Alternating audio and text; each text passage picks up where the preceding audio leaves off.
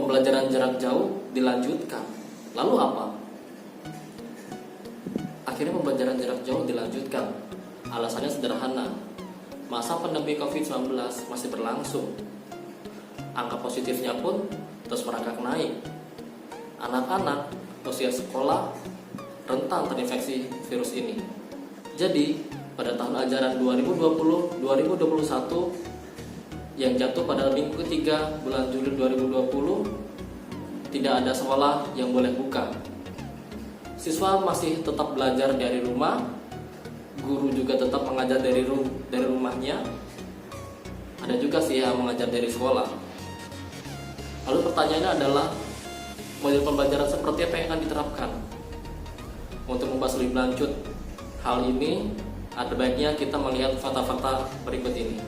Fakta pertama, pada tanggal 28 Mei 2020, Persatuan Guru Republik Indonesia mengadakan survei cepat kepada siswa, guru, dan orang tua. Hasilnya, 85,5% orang tua khawatir jika sekolah dibuka kembali. 72,2% orang tua menghendaki pembelajaran jarak jauh dilanjutkan. Sayangnya, masih menurut survei PGRI, hanya 53,5% guru yang sudah siap menjalankan kenormalan baru sekolah. Sisanya belum siap. Fakta kedua, Kemendikbud juga sudah melakukan survei. 97,6% sekolah sudah menjalankan pembelajaran jarak jauh. Lalu bagaimana cara guru menerapkan pembelajaran jarak jauh? 80,7% guru memberikan tugas berupa soal kepada siswa, meminta siswa belajar menggunakan berbagai sumber belajar elektronik. Uniknya ada saja guru yang menugaskan siswa untuk menyalin buku pelajaran. Problem lainnya adalah guru masih mengejar ketuntasan kurikulum. Ada 51,6% guru yang membelajarkan siswa yang menggunakan buku teks pelajaran. Artinya, sebagian guru memindahkan pembelajaran di sekolah ke rumah. Salah satu temuan menarik dari survei ini adalah kendala guru. Disebutkan sebanyak 67,11% guru mengaku kesulitan mengoperasikan perangkat digital. Perangkat digital itu seperti laptop atau aplikasi pembelajaran jarak jauh. Fakta ketiga, survei yang diadakan oleh Komisi Perlindungan Anak Indonesia. Survei yang mereka lakukan menyebutkan siswa yang menyatakan tidak senang belajar dari rumah sebanyak 76,7%. Hanya 23,3% menyatakan senang. Kenapa ini terjadi?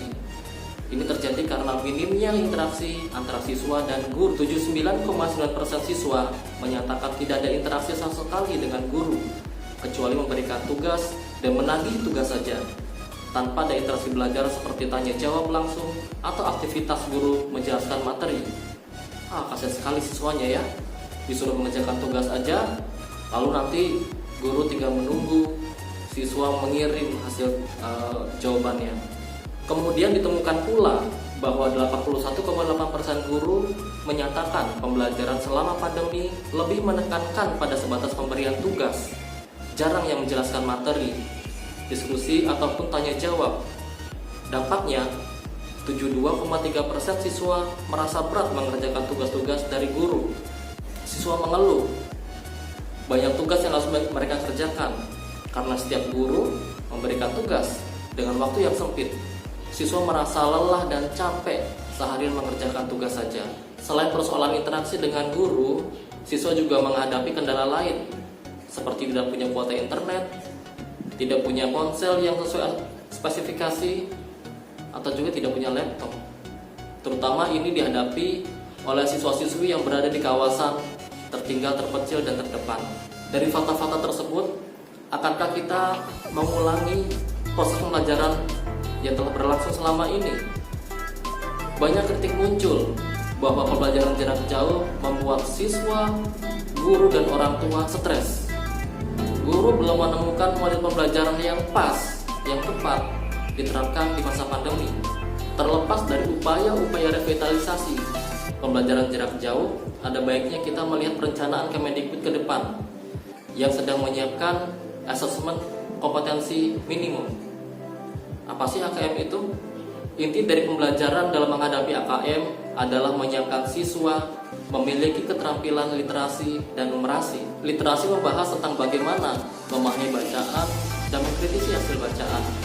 Sementara numerasi membahas tentang bagaimana mengolah informasi dan data statistik. Setelah bagaimana kita punya keterampilan berpikir secara numerik. Sebenarnya apa sih tujuan pembelajaran yang menekankan kompetensi literasi? Analoginya seperti ini. Dulu kita sering mendengar beri kailnya, bukan ikannya. Pembelajaran yang dilakukan sekolah selama ini adalah bagaimana guru memberikan ikan kepada siswa. Pembelajaran dianggap berhasil jika guru telah memberikan semua materi pelajaran yang ada di kurikulum kepada siswa, dan siswa mendapatkan nilai bagus saat dites.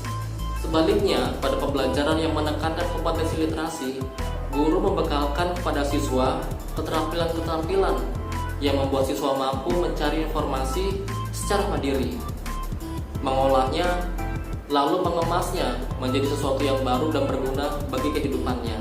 Kembali pada ikan dan kail. Ikan diumpamakan sebagai ilmu pengetahuan dan kail diumpamakan sebagai keterampilan. Dengan paradigma seperti ini, kita mendorong siswa untuk mengembangkan keterampilan berpikir yang mereka dapat. Salah satu contoh sederhana membekalkan siswa dengan kemampuan literasi adalah melatihkan siswa mencari informasi dari berbagai sumber selain buku pelajaran.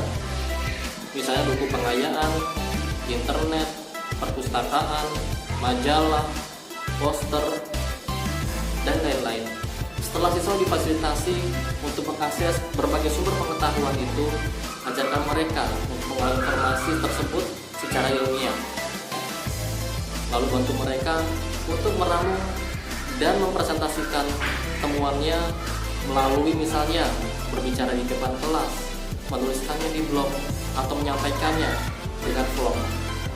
Pola yang dilatihkan terus seperti ini lambat laun akan memberi mereka keterampilan literasi.